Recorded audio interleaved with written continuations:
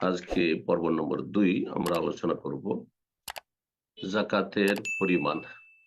বিভিন্ন ধন সম্পদ যে মুসলিমের মালিকানাধীন রয়েছে সেগুলির পরিমাণ সম্পর্কে জাকাত কতটা লাগবে। এই ক্ষেত্রে দুটো বিষয়। আজকে যে বিষয়টি সেটি হচ্ছে জাকাতের পরিমাণ, কত পরিমাণ আপনি দেবেন। আর আরেকটি বিষয় জাকাতের নেশাব, মানে সর্বনিম্ন কতটা পরিমাণ সেই সম্পদ আপনার কাছে হলে বা আপনি তার মালিক হলে আপনার উপর জাকাত ফরজ হবে। তো ইনশাআল্লাহ জাকাতের নেশাব আগামী সপ্তাহগুলিতে আলোচনায় আসবে। আজকে জাকাতের পরিমাণ, ধন সম্পদ সবগুলি একই রকমের নয়, বিভিন্ন রকমের। কিছু ধন সম্পদ রয়েছে যেগুলি উপার্জনে বেশি মেহনত পরিশ্রম রয়েছে বা ঝুঁকি রয়েছে। কোন সম্পদ রয়েছে যাতে সেই রকমের ঝুঁকি বা মেহনত নেই, আহ বা সহজে একবারে আপনি লাভ করেছেন, হাসিল করেছেন, যার ফলে পরিমাণগুলির ক্ষেত্রে ভিন্নতা রয়েছে। আমরা যেসব ধন সম্পদ দেখতে পাই আমাদের হাতে, সেগুলি 4 ভাগে বিভক্ত। জাকাতের পরিমাণের দিক থেকে 4 ভাগে বিভক্ত। 4 রকমের পরিমাণ জাকাতের ক্ষেত্রে রাসূলুল্লাহ সাল্লাল্লাহু আলাইহি ওয়াসাল্লামের হাদিস দ্বারা প্রমাণিত। জি। একটি হচ্ছে রুবুল ওশর, জি। আরেকটি হচ্ছে নিসফুল ওশর, আরেকটি হচ্ছে অশর, আরেকটি হচ্ছে খমস। জি। এই আরবিতে 4টি নাম, সহজে মনে রাখেন ভূমিকায়। আর তারপরে বিস্তারিত আলোচনা আমরা করছি। আজকের এই বিষয়টি প্রথম বিষয়, তারপরে জাকাত আদায় করলে ফজিলত কি পাবেন, আর কিছু মাসাইল শেষ দিকে সুযোগ আল্লাহ রাব্বানি দিলে ইনশাআল্লাহ আমরা সেগুলি আলোচনার চেষ্টা করব। আল্লাহ তৌফিক দান করুন এবং আল্লাহ রাব্বানি আমাদের সকলকে নিরাপদ রাখুন, সুস্থ রাখুন, দিন দুনিয়ার সার্বিক কল্যাণ দান করুন। যেসব ভাই বোনেরা হাজির হয়েছে তাদের জন্য বিশেষভাবে দোয়া করি, আল্লাহ রাব্বানি তাদের দুনিয়া আখিরাত ভালো করুন। বলছেন লেখক রাহিমাহুল্লাহ, জাকাতের পরিমাণ সম্পর্কে, যার আল্লাহ কাদরা যাকাত আলা হাসবি তাবি ফিল মাল আল্লাযী তুখরাজু মিনহু। মহান আল্লাহ জাকাতের পরিমাণ নির্ধারণ করেছেন ধন সম্পদের ক্ষেত্রে মানুষের পরিশ্রম অনুযায়ী। কতটা পরিশ্রম করেছেন, কতটা শ্রম দিয়েছেন সেই অনুযায়ী যেসব সম্পদ থেকে জাকাত বের করবেন সেগুলি উপার্জনের ক্ষেত্রে কতটা আপনার মেহনত পরিশ্রম রয়েছে বা খরচ খরচা রয়েছে। 1 নম্বর হচ্ছে রেকাজ, বিশেষ ধন সম্পদ, যা প্রাচীন যুগে মানুষরা, শরীয়তের ভাষায় কাফেররা, বিজাতি মাটির তলায় পুঁতে রেখেছিল। তখন ব্যাংক ব্যবস্থা ছিল না, মাটির তলায় পুঁতে রেখেছিল সুরক্ষিত রাখার জন্য, আর তারপরে মারা গিয়েছে। আর সেগুলির মালিক জানা যায়নি যে কে মালিক, কোনো মালিকের পরিচয় নেই, কারণ শত শত বছর পার হয়ে চলে গেছে। তো এইসব ধন সম্পদ যেহেতু কোনো মেহনত লাগে না, মাটি খনন করছিলেন, পুকুর খনন করছিলেন, বাড়িঘর নির্মাণের জন্য আপনি ভিত্তি স্থাপন করতে যাচ্ছিলেন, সেই সময় মাটির তলায় আপনি ধন সম্পদ স্বর্ণ চাঁদি পেয়ে গেলেন। জি, এটাকে রেকাজ বলা হয়। এতে খোমস, 5/1 ভাগ, তার মানে 100-20। জি, শতকরা 20, 5/20 বলছেন যে ফাউজাফের রেকাজ, রেকাজ অর্থাৎ জাহিলি যুগে, প্রাচীন যুগে যা কিছু মাটিতে পুঁতে রাখা হয়েছে তা যদি লব্ধ হয় বেলা তাবিন, তাতে কোন রকমের মেহনত পরিশ্রম করতে হয়নি, খনিজ সম্পদের মতো নয়। এমনিতেই কাজকর্ম করছিলেন অন্য গরজে, আর সেখান থেকে মাটির তলায় আপনি ধন সম্পদ পেয়ে গেলেন, স্বর্ণ অথবা চাঁদি। এতে খোমস মানে 5/1 ভাগ, 5/1 ভাগ মানে 100-20 টাকা। জি, 100 ভরিতে 20 ভরি, স্বর্ণ হোক চাঁদি হোক। 2 নম্বর ধন সম্পদ অমাফিহি তাব, যাতে কিছুটা মেহনত পরিশ্রম আছে। কে মিন তারফিন ওয়াহিদিন, হ্যাঁ, একটি দিক থেকে শুধু তাতে এটা মেহনত পরিশ্রম অথবা তাতে খরচ খরচা আছে, সেটা হচ্ছে যে বীজ বপন করতে হচ্ছে, বীজ বপন করতে হচ্ছে, কিন্তু সেই ফসল আপনার ঘরে নিয়ে আসার জন্য সেচ করার প্রয়োজন নেই, পানি সেচ করতে হয় না। জি। ওহমা সুকে বেলা মাউনাতিন, বিনা খরচে আকাশের পানিতে অথবা জমিনে যে রস রসাল জমি, দোআঁশ মাটি, এমনিতে শীতকালে যেসব ফসলগুলো আমাদের দেশে হয়ে থাকে, বুট, কলাই, মসুর ইত্যাদি, খেসড়ি, যা কিছু হয়ে থাকে এগুলি, এই ধরনের যেগুলো এক সময় হতো, আউশ ধান হইতো, কোনো সেচ লাগতো না, বেনা মেহনত পরিশ্রমে, তাতে মেহনত পরিশ্রম করতে হয় না সেচের, কিন্তু তাতে বীজ খরচ বহন করতে হয় কৃষককে, যেহেতু কিছুটা তাতে শ্রম দিতে হচ্ছে, মানে পয়সা খরচ করতে হচ্ছে, সুতরাং তাতে কি রয়েছে, নিসফুল খমস, খমসের অর্ধেক অর্থাৎ ওসর, সহজ ভাষায় ওসর। রাসূলুল্লাহ হাদিস রয়েছে, মা সাকাতিস সামা ওয়াল উয়ুন, ঝর্ণার পানি থেকে অথবা আকাশের পানি বৃষ্টি থেকে অথবা আওকানা আসারিয়ান, মাটিতে রস রয়েছে, রসাল মাটি, নরম মাটি, তাতে এমনিতে ফসল হয়ে গেল, শুধু বীজ ছিটিয়ে দিলেন আর ফসল হয়ে গেল, তাতে অসর 10 ভাগের 1 ভাগ। এই জন্য খাদ্যদ্রব্যের জাকাত কি আমাদের সমাজে ওসর বলেই জানে, এটাকে জাকাত বলে না সাধারণ লোকের, কারণ এই নামটি যখন প্রচলন ঘটেছে আমাদের মুসলিম সমাজে, ভারত বাংলাদেশে বিশেষ করে বাঙালি সমাজে, তখন সেচ করা ফসল হতো না। আমরা বাল্য জীবনে দেখেছি প্রথম সেচ করা, সেচের গম শুরু হলো, তার আগে এমনি গমও হইতো বিনা সেচে, জি, কিন্তু তার ফলন কম হইতো, ধান হয়তো বিনা সেচে কিন্তু তার ফলন কম হইতো। জি। ওসর আষাঢ়া থেকে, মানে 10 ভাগের, আষাঢ়া মানে 10 আর ওসর মানে 10 ভাগের 1 ভাগ, তাহলে কমে আসলো।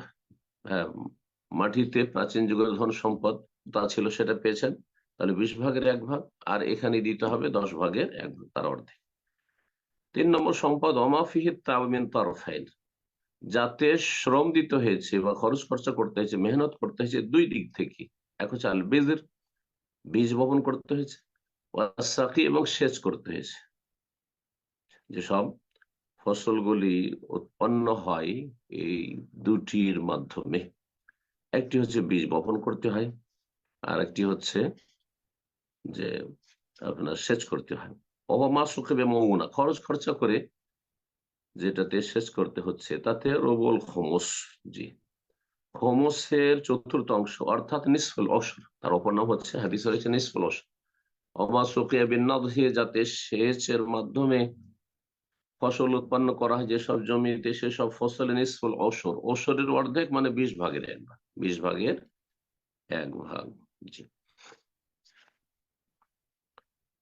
100 মনে তাহলে 5 মণ, জি, এটা হচ্ছে 20 মণে 1 মণ, আমাদের দেশের সহজ ভাষায় আর সাধারণ মানুষ 20 মণে 1 মণ।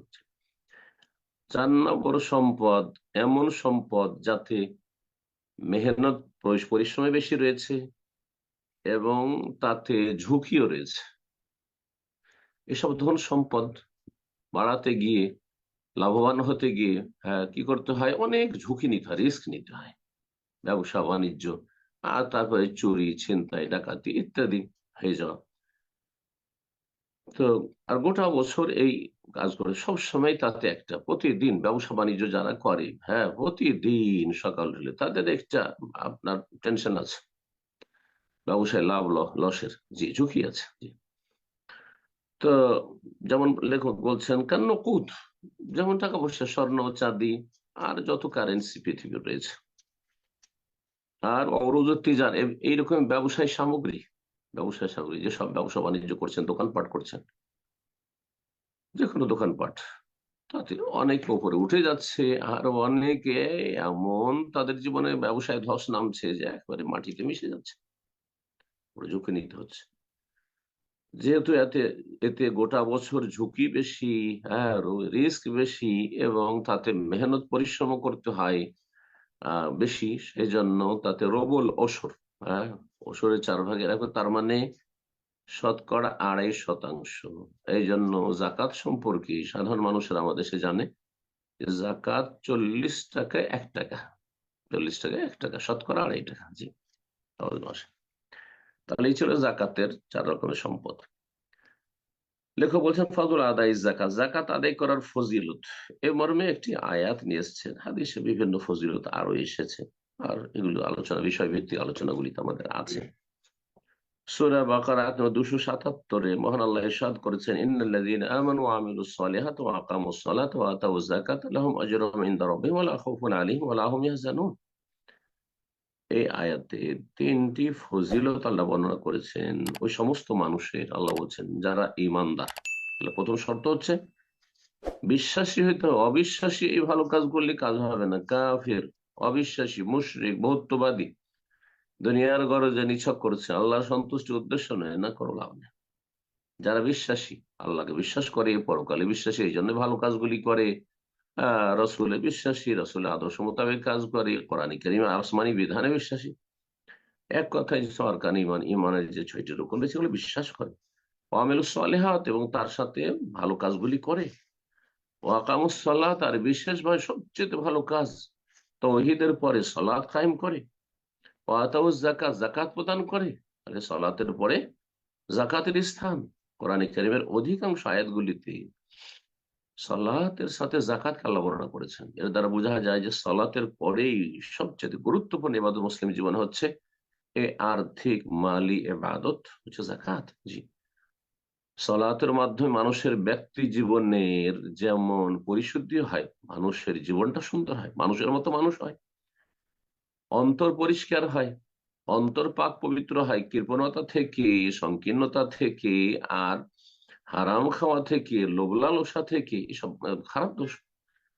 মানুষের আত্মার পরিশুদ্ধি হয় সালাতের মাধ্যমে, আর মানুষের ধন সম্পদের পরিশুদ্ধি হয়, আর অন্তরে পাক পবিত্রতা হয় যাকাতের মাধ্যমে। যাকাত মানে পবিত্রতা, জাকাত মানে পবিত্রতা, জাকাত মানে বৃদ্ধি হওয়া, দুটোই অর্থ জাকাত বহন করে। যারা এই কাজগুলি করবে, সালাত কায়েম করবে, জাকাত দেবে, লাহুম আজরুহুম ইনদা, তাদের কাছে মহা পুরস্কার রয়েছে তাদের রবের কাছে। আল্লাহ স্বয়ং পুরস্কার দিবেন, আল্লাহর পুরস্কার অশেষ পুরস্কার রয়েছে, অকল্পনীয়, এবং এই দুনিয়ার কোনো পুরস্কার নয়, স্থায়ী পুরস্কার, যা কোনোদিন ধ্বংসশীল নয়, নষ্ট হবে না, শেষ হবে না। ওয়ালা খাউফুন আলাইহিম, তাদের কোনো ভয় নেই, মানুষের জীবনে ভয় কাজ করে। ওয়ালা হুম ইয়াহজানুন, আর কোনো দুশ্চিন্তাও নেই। দুনিয়াতে মানুষের চিন্তার শেষ নেই, ভয় ভীতির শেষ নেই, নিরাপত্তাহীনতা, বহুমুখী ভয়। জি, যেমন পুরস্কার রয়েছে তেমনি কোনো ভয় নেই এই জীবনে, আর কোনো চিন্তাও নেই। এই 3টি ফজিলত আল্লাহ বর্ণনা করে কোরআন কারীমে আয়াতে। যাকাত সম্পর্কে কয়েকটি মাসাইল এখানে উল্লেখ করেছেন লেখক, আলোচনা করি। বলছেন যে যাকাত ফরজ প্রত্যেক শ্রেণীর মানুষের ধন সম্পদে। মুসলিম মানুষ মানে মুসলিম, বড় হোক, কবির, সাবালক হোক, ওসাগে নাবালক হোক, আর নর হোক, নারী হোক, ওয়াজ্জাকারে ওয়াল উনসা, পুরুষ হোক, নারী হোক, ওয়াল মাতু ওয়াল মাজনুন, এমনকি যদি পাগলও হয়, স্থায়ী পাগল অথবা মাঝে মধ্যে পাগল হয়ে যায়। কিছু মানুষ আছে কখনো ঠিক থাকে আর কখনো পাগল হয়ে যায়, 1 দিন 2 দিন পাগল হয়ে থাকে, আবার সুস্থ হয়ে যায়। হ্যাঁ, সকালে পাগল, বিকালে ভালো হয়ে গেছে। তো একে মাতুহ বলা হয়। সে স্থায়ী পাগল হোক, অস্থায়ী পাগল হোক, কিন্তু তার মালিকানাধীন ধন সম্পদ রয়েছে, সে মুসলিম। ছোট হোক আর বড় হোক, নর হোক আর নারী হোক, যাকাত ফরজ। কিন্তু ধন সম্পদের ক্ষেত্রে কিছু শর্ত রয়েছে। 1 নম্বর, কানাল মাল মুস্তাকির, ধন সম্পদ যেন স্থায়ী থাকে, নেশাবের নিচে না নামে।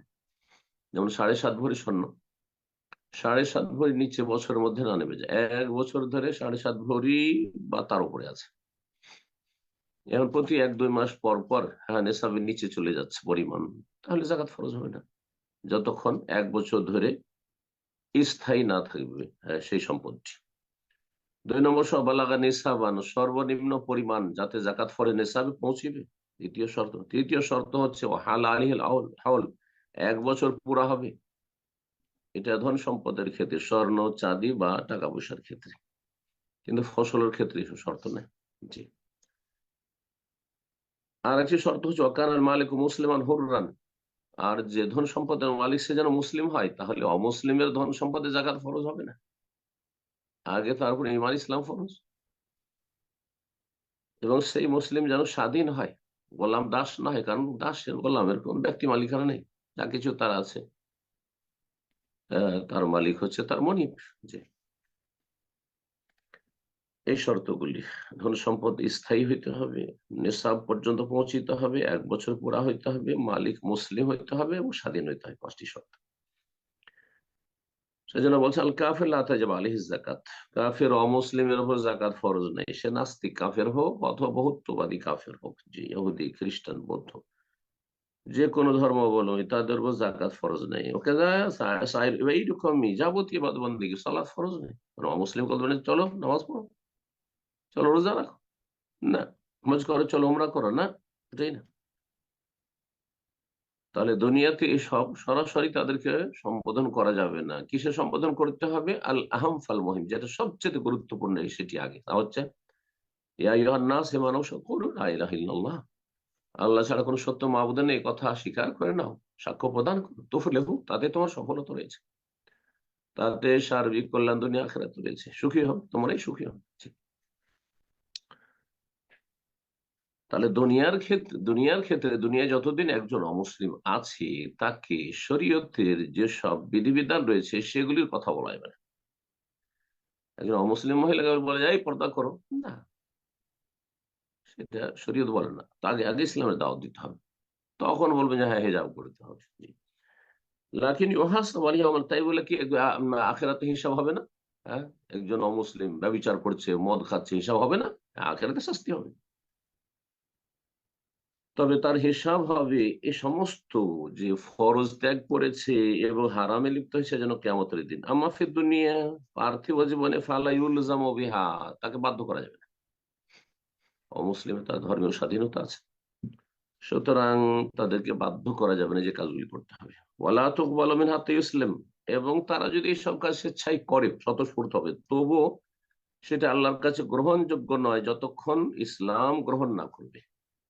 অনেক অমুসলিমরা আছে মুসলিমদের পাশে বসবাসের জন্য অথবা ইসলামে বেশ কিছু আমলকে পছন্দ করে অথবা উপকারী মনে করে তারা সেগুলি পালন করে। আমি এরকম আপনার অমুসলিম চেনি বা চিনতাম, তাদেরকে দেখেছি ওখানে দীর্ঘ বছর ধরে তারা রমজান মাসে একটি রোজা ছাড়ে না, শ্যাম পালন করে না, কোনো লাভ নেই। যতক্ষণ ইসলাম কবুল না করবে ততক্ষণ পর্যন্ত তার এইসব আমল কবুল হবে না। এই জন্য একজন অমুসলিমের সাথে যখন দেখা হয় আর সে অনেক বছর ধরে সে রোজা রাখছে, আমার আলোচনা শুনতে আসতো জুম্মা পরে, তাকে বললাম যে তুমি আগে কালিমা পড়ে না, তাওহীদ সবচেয়ে বড় ফরজ, আর সেটি হচ্ছে শর্ত যাবতীয় আমল কবুল হওয়ার জন্য। সেটা কবুল করার পরে তখন তুমি আমলগুলি করলে দুনিয়া আখিরাতে তার ফলাফল পাবে। জি। তারপর লেখক বলছেন ফসল সম্পদ আল খারিজ মিনাল আরদ, যা জমি থেকে উৎপন্ন হয়, যেসব ফসল, ধান, গম আর এসব খাদ্যদ্রব্য, ও নেতাজুস সাইমা, এইরকমই গবাদি পশুর বাচ্চা।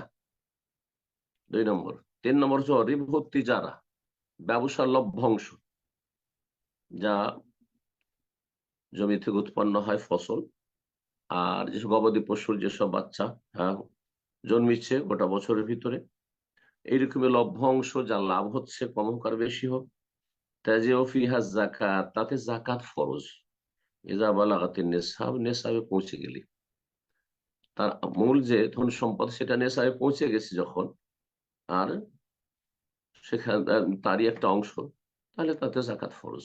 জি। ওয়ালা ইশতারাতু লাহা তামামুল হাউল, বছর পুরা হওয়া শর্ত নাই।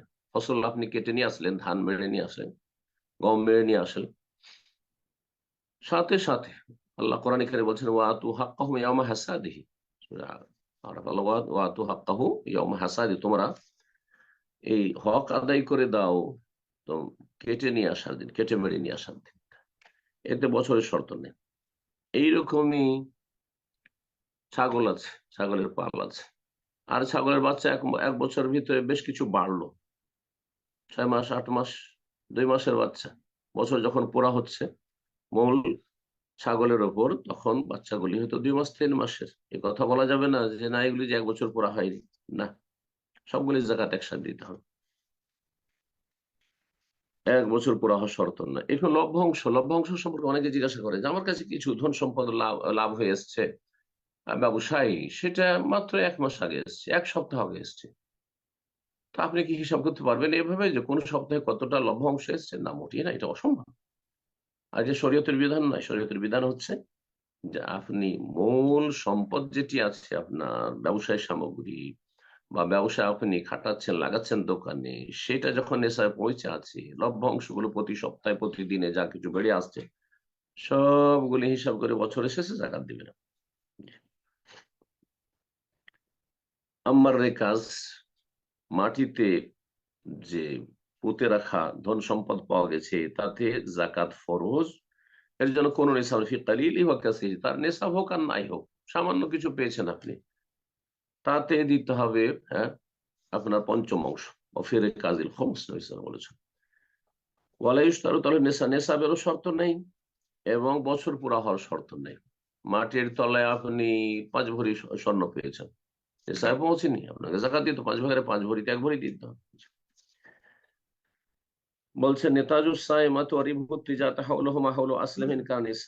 বলছেন যে গবাদি পশুর বাচ্চা যেগুলো এইরকমই ব্যবসা লভ্যাংশ, তার বছর পুরা হওয়া হচ্ছে হাওলা আসলে আসল মূলধন সম্পদের বছর পুরা হওয়ায়, যদি সেটা নেশায় পৌঁছে থাকে। মূলধন সম্পদ যেগুলো আপনার ব্যবসায় খাটিয়েছেন সেটার বছর পড়া হয়েছে, তাতে যেসব লভ্যাংশ এসে সবগুলির একসাথে জাকাত দিবেন আপনি বছরের শেষে। আসল ধন সম্পদ যেটি মূল সম্পদ সেটা বছর পুরা হইতে হবে। এইরকম গবাদ পশুর বাচ্চাদের। জি। তারপরে কাউকে আপনি ঋণ দিয়ে রেখেছেন, কারজে হাসানা দিয়ে রেখেছেন, এর জাকাত কেমন হবে? এই ক্ষেত্রে 2 ভাগে ভাগ করেছেন লেখক, আর এটি হচ্ছে শরীয়তের মাসআলা। মান কানা লাহু দাইনুন আলা মালিয়িন, কোন ব্যক্তির যদি ঋণ দেওয়া থাকে, কোন সচ্ছল ব্যক্তি, হ্যাঁ, ঋণ যারা গ্রহণ করেছেন আপনাদের থেকে আমাদের থেকে, তারা 2 ভাগে বিভক্ত। হয় সচ্ছল ব্যক্তি, যে কোনো সময় দিতে পারবে, আর যে কোনো সময় আমি চাইলে দিয়ে দিবে। সচ্ছল ব্যক্তি ফায়ুখরিজু যাকাত ইযা কাবাদাহু লিমা মাযা, যখন আপনি তার কাছ থেকে নেবেন, জানেন তার কাছে আমানত আছে, চাইলে পেয়ে যাব। অনেকে এরকম আত্মীয় স্বজনকে বা প্রিয়জনকে, বন্ধু বান্ধবকে আপনি ধার দিয়ে রেখেছেন কর্জা হাসান, যে কোনো সময় চাইলে ভাই যখন আপনার প্রয়োজন হয় চেয়ে নিয়ে দিয়ে দিন, আমানতের মতো। তাহলে এতে প্রতি বছর জাকাত দিয়ে যেতে হবে। যখনই সেটা নেবেন, যত বছর অতিক্রম করেছে সবগুলি বছরে জাকাত দিবে, কারণ আমি সচ্ছল ব্যক্তির কাছে সেই ধার কর্জা দিয়ে রেখেছিলেন।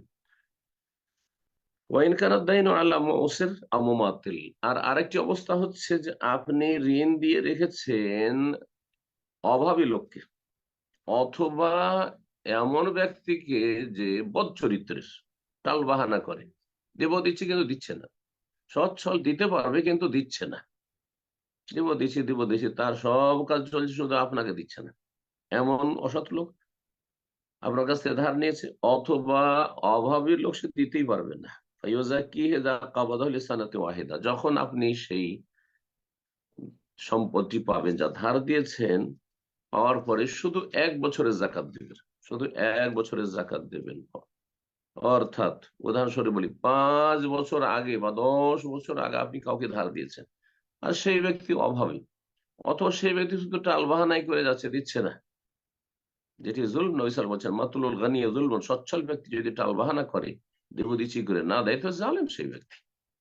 তার মান সম্মান হরণ করা, তাকে অপদস্থ করা, লাঞ্ছিত করা জায়েজ। ইউহিল্লু ইরদাহু উকুবাতাহু। আল্লাহ সব চরিত্রে মুসলিমদেরকে বেঁচে থাকার তৌফিক দান করেন। জাযাকুমুল্লাহু খাইরান। সাল্লাল্লাহু আলা নবিয়িনা মুহাম্মদ ওয়া আলা আলিহি ওয়া সাহবিহি আজমাইন।